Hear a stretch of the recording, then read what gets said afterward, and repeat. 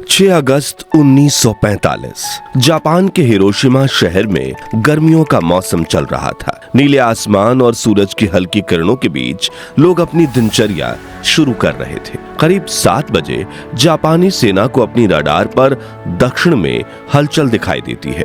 कुछ देर में वो समझ जाते हैं कि एक अमेरिकी विमान हिरोशिमा शहर की तरफ बढ़ रहा है। तभी जापानी सेना तुरंत सभी रेडियो कार्यक्रम बंद करवाकर हर तरफ चेतावनी के सायरन बजाती है और हिरोशिमा के लोग प्रार्थना करने लगते हैं कि अमेरिका उनके इलाकों में हमला ना करे, क्योंकि उस वक्त के सबसे शक्तिशाली बॉम्ब से भी कोई एक छोटा सा इलाका तबाह हो पाता था, जिसमें कुछ दर्जन लोगों की मौत होती थी। लेकिन जापान ये कहां जानता था कि आज उस पर एक ऐसी कयामत बरसने वाली है जो एक ही झटके में पूरे के पूरे शहर को जलाकर राख कर देगी। दरअसल अमेरिका का ये विमान जापान का दौरा करने आया था और जापानी सेना चाहती तो अपने लड़ाकू विमानों को भेजकर इसे रोक भी सकती थी, लेकिन 1945 आते आते जापान की आर्थिक स्थिति इतनी खराब हो चुकी थी कि विमान को उड़ाने के लिए जापानी सेना के पास पेट्रोल तक नहीं था। इसलिए इंतजार किया गया और वो विमान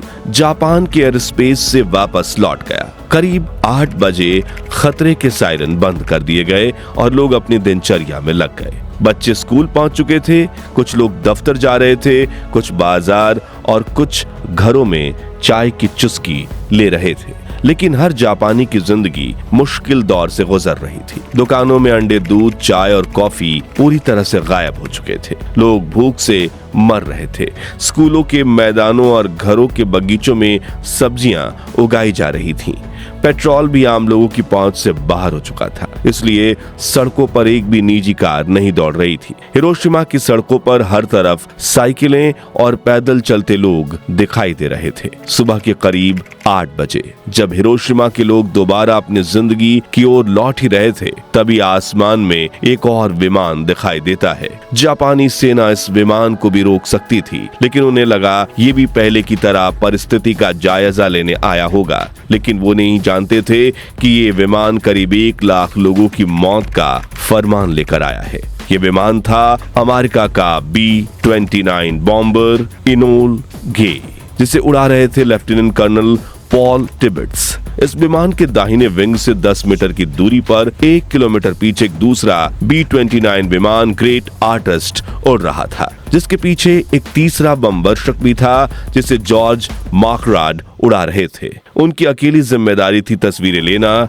इतिहास के सबसे बड़े परमाणु हमले की तस्वीरें। उधर अमेरिकी विमान हिरोशिमा की तरफ बढ़ रहा था और इधर रडार देख रहे जापानी सैनिकों की धड़कन। तभी 8:15 पर लेफ्टिनेंट कर्नल पॉल टिबेट्स एक बटन दबाते हैं और दुनिया की सबसे बड़ी तबाही जमीन की ओर गिरने लगती है। ये था 4 टन वजनी लिटिल बॉय नाम का दुनिया का पहला न्यूक्लियर बम। इस बम को हिरोशिमा के अओई ब्रिज पर गिराना था, लेकिन हवा इतनी तेज थी कि अपने लक्ष्य से 250 मीटर दूर शीमा सर्जिकल क्लिनिक की तरफ बढ़ने लगता है। करीब 43 सेकंड्स तक नीचे गिरते हुए इस बम को हिरोशिमा के कई लोग अपनी आंखों से देखते हैं, मगर वो कुछ समझ पाते उससे पहले ही जमीन से करीब 600 मीटर ऊपर हवा में ही लिटिल बॉय ब्लास्ट हो जाता है। आसमान में अचानक एक तेज रोशनी फटती है और जो लोग जमीन पर थे उनकी आंखें पलक झपकने से पहले ही जल जाती है और फिर एक जोरदार धमाका। इसकी शक्ति 12,500 टन TNT के बराबर थी। जब ये फटा तो आसमान में तापमान 10 डिग्री सेंटीग्रेड तक पहुंच गया, मानो सूरज धरती पर आकर फट गया हो। धमाके के तुरंत बाद हर तरफ आग की लपटें फैल चुकी थी। शहर के बीचों बीच कंक्रीट की इमारतों को छोड़कर बाकी सब जलकर राख हो गए थे। विस्फोट का असर इतना तेज था कि ग्राउंड जीरो से 15 किलोमीटर दूर हर इमारत के खिड़कियों के शीशे चकनाचूर हो गए। पलक झपकते ही हिरोशिमा की 2/3 इमारतें धाराशाही हो गईं। विस्फोट के चारों तरफ कई किलोमीटर तक आग की आंधी फैल गई। करीब 4000 डिग्री सेल्सियस तापमान पर उठी आग के इन लपटों ने पेड़ पौधे, जीव जंतु, जानवर और इंसान किसी को नहीं बख्शा और एक क्षण में ही हिरोशिमा की 2.5 लाख आबादी से 30 60% यानी 80,000 लोग जलकर भाप बन गए। हिरोशिमा पर बम गिराने वाले पायलट पॉल टिबेट्स बताते हैं, जैसे ही विस्फोट हुआ, एनोला गे के आगे के केबिन में रोशनी फैल गई। मैंने अपने दांतों में एक अजीब सी सिहरन महसूस की। विमान के पिछले हिस्से में बैठे हुए टेल गनर बॉब कैरन ने अपना कोडक कैमरा उठाया और नीचे के दृश्य की तस्वीरें लेने लगे। नीचे के बैगनी बादलों के बीच सफेद धुएं का एक रेला 3000 फीट तक उठा और उसने एक मशरूम की शक्ल बना ली। रेडिएशन से बना एक ऐसा जहरीला मशरूम जो आने वाले कई दशकों तक हिरोशिमा के लोगों को तड़पाकर मारने वाला था। 13 वर्षीय सेतुत्सुको थर्लो, जो उस समय स्कूल में थी, बताती हैं, मैंने एक तेज सफेद रोशनी देखी और फिर सब कुछ काला हो गया। जब होश आया तब मैं मलबे में दबी हुई थी। मेरी सहेलियां चीख रही थीं, कुछ की आंखें निकल आई थीं, कुछ के शरीर से खाल लटक रही थी। मैं बस रेंग कर बाहर निकली, लेकिन वहां बाहर कोई दुनिया ही नहीं बची थी। आग की लपटें मेरा पीछा कर रही थी। मैं बहुत तेज भागी, तभी पीछे से मुझे एक जानी पहचानी आवाज सुनाई थी। वो मेरी सहेली थी जो मलबे के नीचे फंसी थी। मैंने उसे निकालने की कोशिश की, तभी आग की लपटों ने उसे मेरी आंखों के सामने चला दिया। मैं और तेज भागी, लाशों के ढेर के बीच से जैसे तैसे करके एक पहाड़ी पर पहुंची, और जब मैंने पीछे मुड़कर देखा तो मुझे मेरा शहर नहीं बल्कि आग का जलता हुआ नर्क दिखाई दिया। उधर हिरोशिमा के पूर्वी इलाके में एक ट्रेन शहर की तरफ बढ़ रही थी। अचानक जवानों ने चलती ट्रेन रोककर सभी पैसेंजर्स को नीचे उतर जाने के लिए कहा। डिब्बों को इंजन से अलग कर दिया और वहीं रोक दिया गया, लेकिन इंजन आगे बढ़ता चला गया। लेकिन वो बहुत आगे नहीं जा पाया, क्योंकि रेलवे लाइन पैदल शहर छोड़कर आने वाले लोगों से भरी हुई थी। उनमें से कुछ लोगों की त्वचा उनके चेहरे से लटक आई थी और कुछ की बाहें इस तरह झूल रही थी जिस तरह दीवार से आधा फटा पोस्टर झूलता है। कुछ लोग बहुत धीरे चल रहे थे और उनके मुंह से सिर्फ आवाज निकल रही थी, पानी पानी पानी।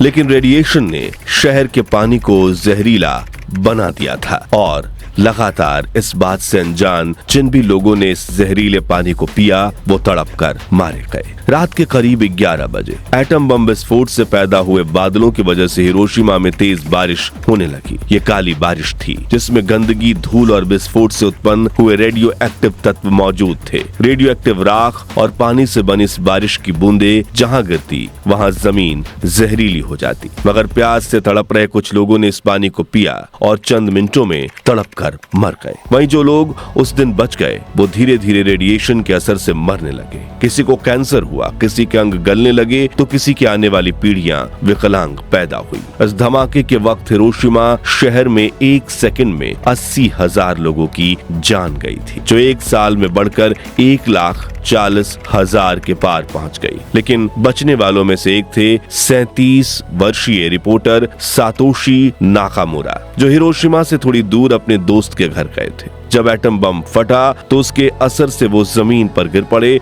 और उनके चेहरे को टूटे शीशों ने घायल कर दिया। तभी उन्होंने तुरंत अपनी साइकिल उठाई और हिरोशिमा की तरफ बढ़ने लगे। जब वो दोपहर तक शहर में पहुंचे तो उनके पैरों तले जमीन खिसक गई। हर तरफ सिर्फ लाशें थीं, जलते हुए शव, बदहवास बच्चे, मलबे में दबे लोग और सड़कें जो अब पहचान में नहीं आ रही थीं। नाकामुरा पहले पत्रकार थे जिन्होंने हिरोशिमा की तबाही को अपनी आंखों से देखा। सातोशी ने वहीं से ओकायामा स्थित डोमी न्यूज एजेंसी के दफ्तर में पहला डिस्पैच डिटेक्ट किया। 8:16 पर दुश्मन के 2 विमानों ने हिरोशिमा पर एक असाधारण बम गिराया। शहर पूरी तरह से तबाह हो चुका है और अनुमानित 1,70,000 लोग या तो मारे गए हैं या गंभीर रूप से घायल हैं। फोन लाइन के दूसरी तरफ बैठे ब्यूरो चीफ को यकीन नहीं हुआ। उन्होंने नाकामुरा से कहा, यह संभव नहीं है, एक ही बम से कैसे इतने लोग मर सकते हैं? सेना भी मानने को तैयार नहीं है, आप रिपोर्ट में संख्या थोड़ा कम करें। नाकामुरा का चेहरा अब भी खून से लथपथ था। उनकी आंखों में गुस्से और सच्चाई की आग थी।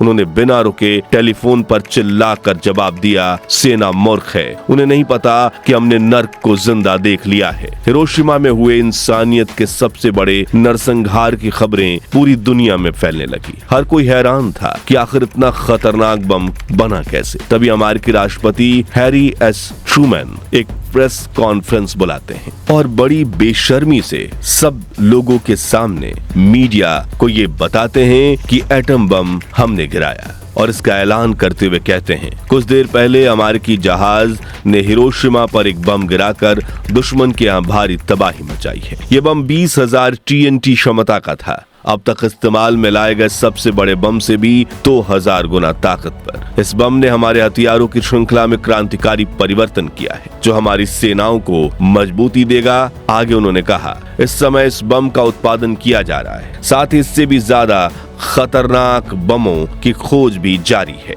ये परमाणु बम है जिन्हें ब्रह्मांड की शक्ति से बनाया गया है। दोस्तों, इस तबाही के महज 3 दिन बाद, जब पूरा जापान अब भी राख की उस भयानक सुबह को समझने की कोशिश कर रहा था, जब लापता बच्चों और बिखरे शरीर की पहचाने करना भी संभव नहीं हो गया था, उसी समय 9 अगस्त 1945 की सुबह फिर वही नीला आसमान था, वही गर्मी थी और वही बेखबर लोग थे। लेकिन इस बार निशाना था जापान का एक और शहर, नागासाकी। सुबह करीब 11 बजे अमेरिकी बम वर्षक विमान बॉक्सकार करीब 10,000 मीटर की ऊंचाई से नागासाकी के ऊपर पहुंच चुका था। पहले इसका निशाना जापान का शहर कोकूरा था, लेकिन मौसम खराब होने की वजह से वो सीधा नागासाकी की ओर मुड़ गया। 11:02 पर लेफ्टिनेंट कर्नल चार्ल्स स्वीनी ने फैटमैन नाम का दूसरा परमाणु बम गिरा दिया। ये बम पहले बम लिटिल बॉय से कहीं ज्यादा शक्तिशाली था। इसमें प्लूटोनियम का इस्तेमाल किया गया था। जैसे ही बम नीचे गिरा, पूरा आसमान पीली और सफेद रोशनी से फट पड़ा।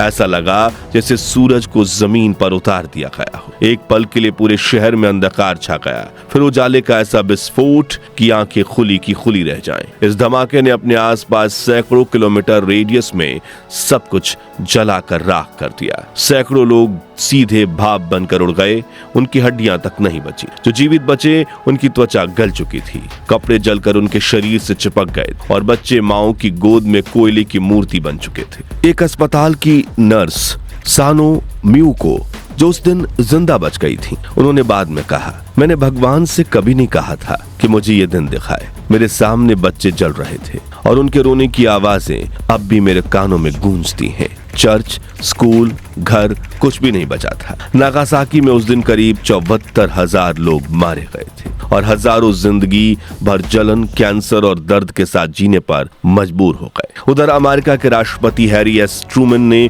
एक बार फिर कॉन्फ्रेंस में कहा, जापानियों को अब तक पता चल चुका होगा कि हमारा परमाणु बम क्या कर सकता है। अगर जापान ने अभी भी आत्मसमर्पण नहीं किया तो हम और हमले करेंगे और दुर्भाग्य से इसमें हजारों नागरिक मारे जाएंगे। 2 न्यूक्लियर अटैक्स और 8 अगस्त को सोवियत यूनियन की तरफ से जापान के विरुद्ध मोर्चा खोल देने पर जापान के सामने कोई चारा नहीं बचा और इस दूसरे हमले के 6 दिन बाद जापान ने अमेरिका के सामने आत्मसमर्पण कर दिया। दोस्तों, हिरोशिमा और नागासाकी की ये कहानियां सिर्फ इतिहास नहीं, यह इंसानियत की सबसे कड़वी सच्चाई है। लेकिन फिर भी आज परमाणु शक्ति को शांति का प्रतीक कहा जाता है। लेकिन क्या यही शांति है, जहां एक बटन दबाते ही लाखों जिंदगियां भाप बन जाएं? और क्या न्यूक्लियर पावर ही भविष्य में मानव सभ्यता को तबाह करने का कारण बन सकती है? अपनी राय हमें कमेंट्स में बताएं। इस वीडियो को जितना हो सके लाइक और शेयर करके इतिहास के इस दर्दनाक सच्चाई को पूरी दुनिया तक पहुंचाइए